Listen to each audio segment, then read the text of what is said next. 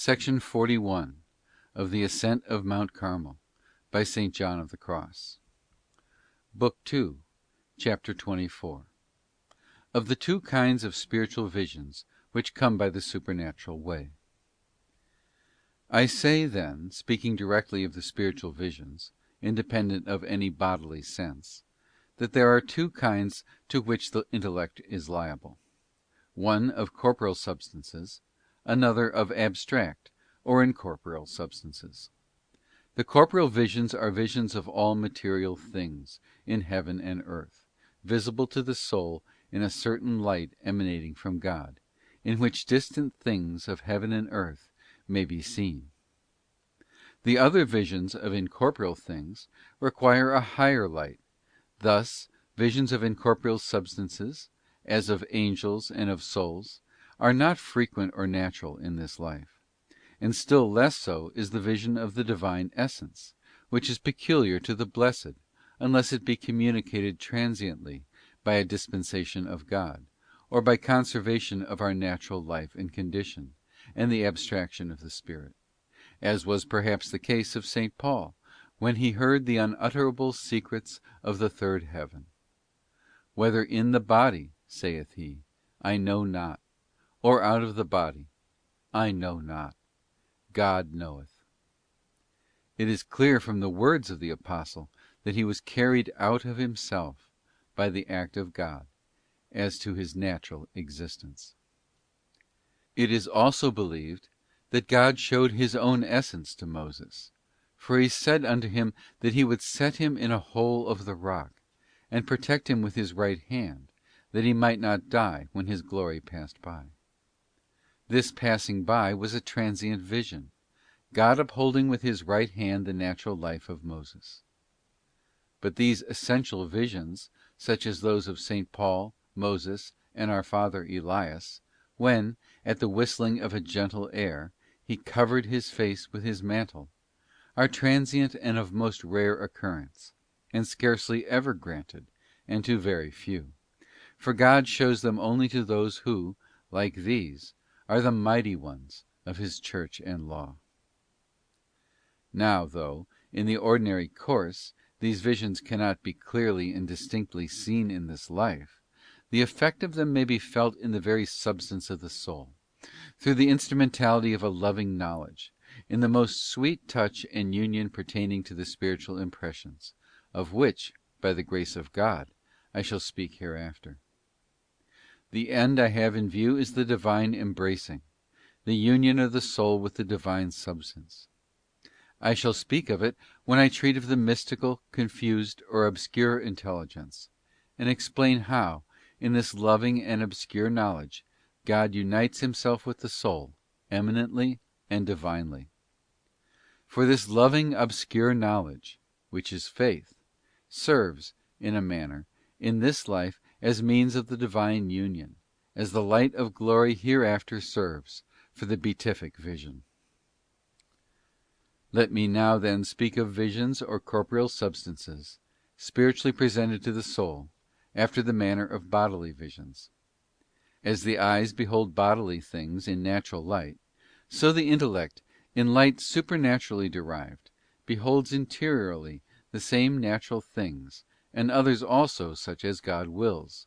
The vision, however, is different in kind and form, for spiritual or intellectual visions are much more clear and subtle than bodily visions.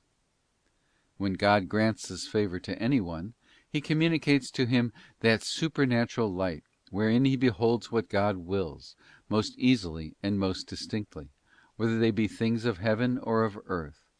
Neither is their presence or absence any impediment to the vision. When these visions occur, it is as if a door were opened into a most marvellous light, whereby the soul sees, as men do when the lightning suddenly flashes in a dark night. The lightning makes surrounding objects visible for an instant, and then leaves them in obscurity, though the forms of them remain in the fancy. But in the case of the soul, the vision is much more perfect, for those things it saw in spirit in that light are so impressed upon it, that whenever God enlightens it again, it beholds them as distinctly as it did at first, precisely as in a mirror, in which we see objects reflected whenever we look upon it.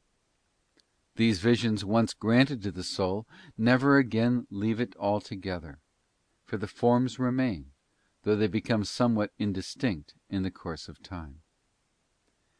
The effects of these visions in the soul are quietness, enlightenment, joy like glory, sweetness, pureness, love, humility, inclination or elevation of the mind to God, sometimes more, sometimes less, sometimes more of one, sometimes more of another, according to the disposition of the soul and the will of God.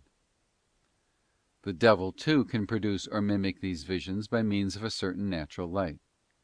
He employs therein the fancy, in which, by spiritual insinuations, he presents clearly before the mind either present or distant things.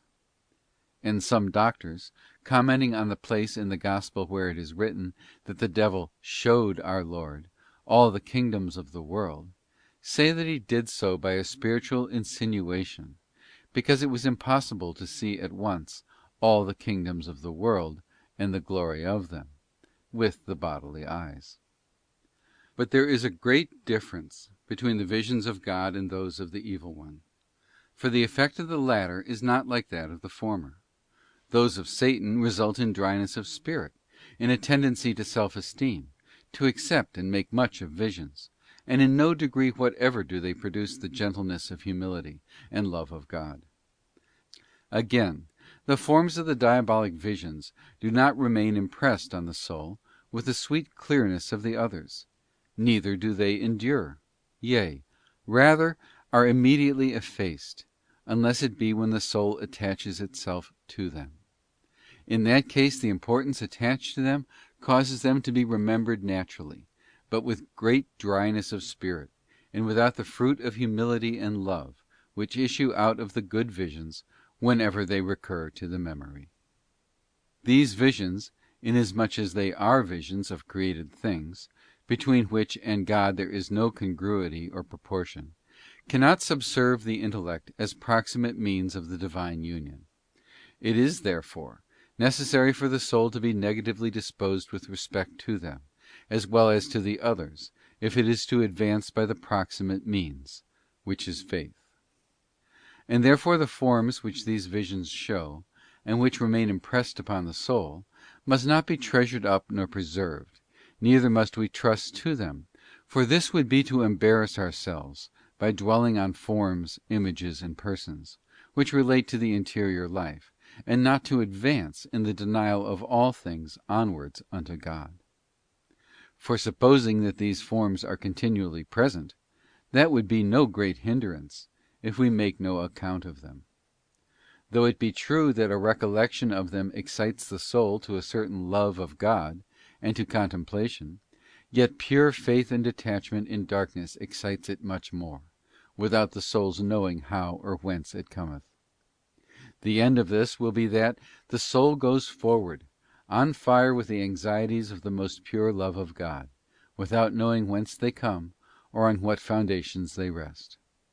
In short, as faith is rooted and infused more and more into the soul, in this emptiness and darkness, in detachment from all things, in poverty of spirit, these are different expressions of one and the same thing, as also the charity of God is the more rooted and infused into the soul. And therefore the more the soul strives to become blind and annihilated as to all interior and exterior things, the more it will be filled with faith and love and hope.